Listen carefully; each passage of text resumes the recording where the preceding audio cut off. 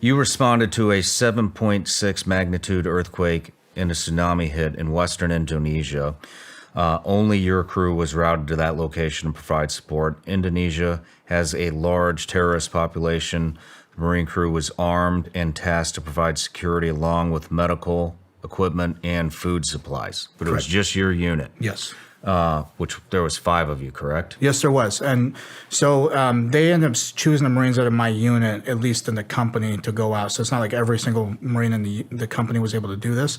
They just handpicked people to go on these sticks of 6 Marines. I mean, you guys already, all 5 of you, right, already testified in front of Congress? So we testified to people of the Senate Intelligence Committee, which were there's some Congress people there as well as some senators. So in front of the Intelligence Committee by the Senate? And Senate. you know as well as I do, in any kind of setting like that, whether you're in a SCIF, it's all under oath still, because they're having you sign NDAs and things like that. Let's rewind a little bit before we get into the description. Okay. How far do you think it was? So from the LZ where we were at was 300 meters roughly, okay, plus the slope that was concealing plus vegetation. Down the slope, it was like 400 meters maybe. So we got close. We trucked down quite a bit. Okay. About 150 meters outside, 150, 200, right? Halfway. We decided to get in a tactical column and approach this, right? And we got down the slope, and it's just like a clearing and just has this big opening. It's almost a little bit more than the football field because this craft took up a majority of that.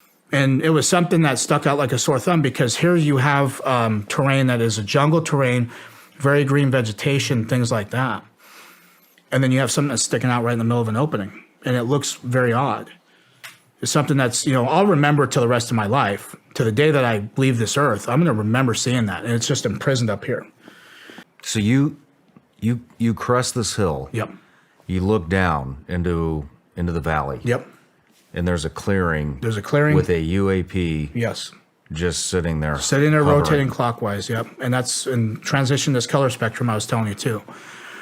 And underneath of it had this platform that was on the ground that was separate from this craft hovering. And it was very weird to see, and I was like, okay, I don't know if that's kind of like a cement pad or something. I don't know if it was like a helo pad or anything like that at first, but then started seeing how the material kind of looked very similar to what the craft was. It's like, well, that's separate. So you have something that's on the ground, stationary, and then you have something that's up top, and it's just rotating in a clockwise position. And all of a sudden, we're enveloped by this military force I still to this day don't know who they are. Mm-hmm. So when we were in a tactical column going towards the center of this thing, they actually came from the flanks, but it was more of a diagonal, like a corner of the room, so to speak, right? For them, at a tactical advantage, they have interlocking fields of fire on every single person, and they had a team of 8, right? So we kind of knew, and they started yelling at us. They were like, you're not supposed to fucking be here. What the fuck are you guys doing here? Who the fuck are you with? So they knew they were using the kind of lingo that we were using too, especially in the military.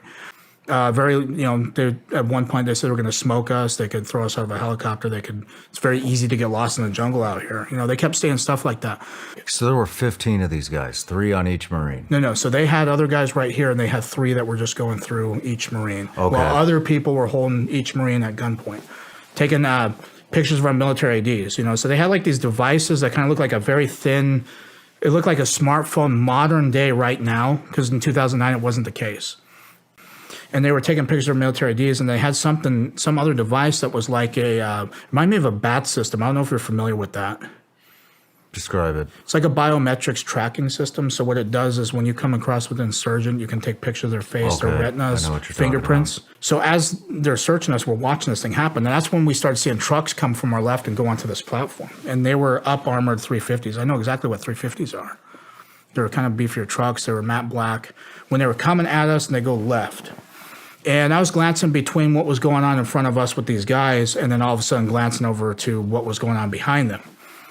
And that's when I started seeing the key details of this thing. Like it had like a scale pattern on it, kind of like an octagonal, because the craft itself was like an octagonal shape where you could see points. Had a pyramid structure on top that was black, and you can see the shadowing of it as it rotated.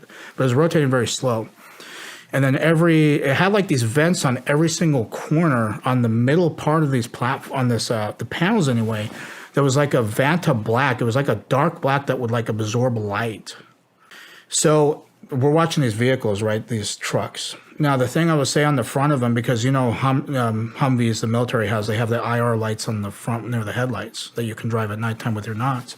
So they had the same thing because they had the same kind of slits that had the IR lights. But they had weapon cases in the back of each truck bed. And, you know, you could store like a couple hundred weapons, maybe 100 weapons, maybe a platoon, a company-size element. And it was the same Pelican casings that we would use to store stuff when they were transloading, you know. So very big cases on 2 of them in each truck bed. And then they had a shipping container thing. I mean, it looked like a shipping container, but smaller and half the size. And the thing that was different about this is it had a cylinder on the front of it that was towards the truck. It was like parallel to the ground, just a cylinder right on the top of this thing.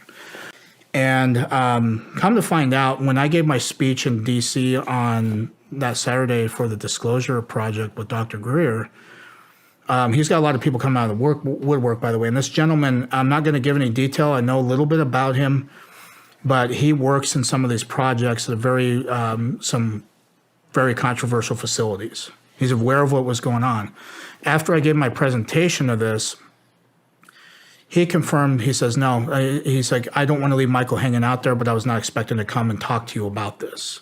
And he went explaining what the operations do, why they do it, and what they were using them for. And he says, it's not drugs that they're putting in these shipping containers. He says it's humans. Human trafficking. Yes. His own words. And, you know, of course. And he also wants to come forward, at least with him and 30 other people that are involved with that part of the work. But it was very disheartening to actually get that information relayed to me, because here I'm thinking for years it's drugs and it's a much sinister thing. But it makes sense because they use natural disasters that people are going to be missing anyway. Yep. Scoop up people. How were they being lifted into the craft? So they were driving onto this platform that was angled to sort of hit, and it just raised up and they were just driving on this ramp. Oh, But truck the whole would go thing, up? yeah, but the whole thing was a ramp, Okay. like a circular ramp. How many containers do you estimate were put into the craft? 4, because I saw 4 trucks. 4 containers. Yeah. And there could have been more, but at that point where we saw, we could have, you know, because we stumbled onto this thing. We ruined their operation, so to speak, because we weren't allowed to see that. All of a sudden, we noticed that this platform raises off the ground by itself. It doesn't make any noise, by the way. It doesn't disturb anything. It's just, Before it started gaining elevation, yeah. how high off the ground was this? The actual craft, Yes. I would say probably 20 feet. Okay. Yeah, good distance. And the platform rose up, but I would say like the platform was up several feet, right? Probably maybe 5-6 feet. But at the same time, the top part leveled a little bit and went down to meet with this. And as that happened, you start to see it rise up past the tree line. And it's not like a super fast and just rapid. It's just like kind of slow. As that's going on, the rotation has not changed. The audible hum has not changed. But It's not like somebody hit the gas and you hear a different yeah, it's nothing like that. noise. It's No, just constant. okay. Each point on that octagonal shape started to illuminate colors. Like, and it was just one color per point. It was red, it was green, it was yellow, and it was blue. It was the only colors I saw, and it was rotating, right? As soon as it got to the top of the tree line, like cleared the trees, this thing shot off to the left. And to the left was the ocean, by the way. This was going west. How far to the left was the ocean? Probably a good 1.5 miles. Like I said, it didn't change pitches of noise or anything, and it just completely shot off. I mean, it's just like a blur that went left. Didn't make a sonic boom like you'd see a fighter jet when you see the pressure that, you know, the way that happens. It didn't disturb any of the trees like what rotor wash would do on a helo or a jet flying the map of the earth and leaving exhaust and blowing the, you know, you kind of see Top Gun movies when it cranks up on that. propulsion. Nothing. There were even coconuts that you could visibly see on these trees. None of them were disturbed. No shit. Yeah. When you saw this thing take off, I mean, do you have any estimation of speed? Have you seen anything? I mean, was it faster than anything you've seen before? Yeah. Was it a normal speed? How? No, it was faster. It was the fastest thing I've ever seen. You know, like a jet screaming by going as fast as it possibly could, you can still make the shape of it and still lock your eyes onto it as it's going. There's no way in hell you could lock your eyes onto this thing as it's moving. Did it go at an upward angle? Was it a straight line? It just looked like a straight line from what I could see. You know what I Okay. mean? It wasn't like it went up in the sky or anything. It was just like went over the trees and was gone. The people that we encountered during that event didn't even bother to take my camera or anything. It was in my dump pouch, but it was small enough, so I don't know why they wouldn't have searched it, but they missed it, right? So here I am the whole time thinking like, fucking A, I've got something. I'm not fucking crazy, and neither of us are crazy. Like, we got something that actually backs up if we were to tell anybody about this, and we can show them pictures of it off of a camera and not something like a computer screen where they can doctor it. Well, I spoke too soon, because when we ended up going out that first day, we came back to report back to the ship, and I saw my camera on my rack, and the memory card was out of it, and it was a big memory card, and the battery was out of it, and I just see the camera sitting. I'm like, what the fuck?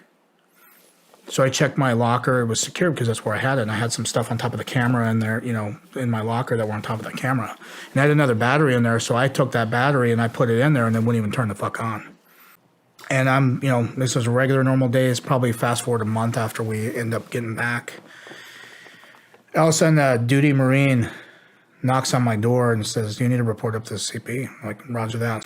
So he calls me over, and I go over, give him the proper greeting of the day, and then he tells me, go ahead and sit down over here in this office.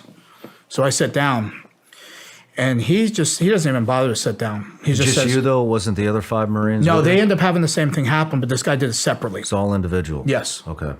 It wasn't all together. So he told us, again, with what you guys saw, you're not allowed to report this. You're not allowed to talk about it to your family, not to your chain of command. I don't care if a general even asks you. You can go to prison for this. You could be executed. And if you want to chance that, by all means, but you need to sign this. So I take the paper and I look at it, and it's a non-disclosure agreement. The only 2 things I can recall to this day is that it said TSSCI and it said Indonesia. There's the only things I could recall. But I skimmed through it and I fucking signed, because here I am thinking, okay, we're just going to forget about this whole fucking ordeal. And yet this is getting thrown in our face, and here's somebody threatening our fucking lives here with, you know, imprisonment, death, things like that, if we're to talk about this. Did you ask him any questions? I tried to ask him who he was, and he didn't say anything.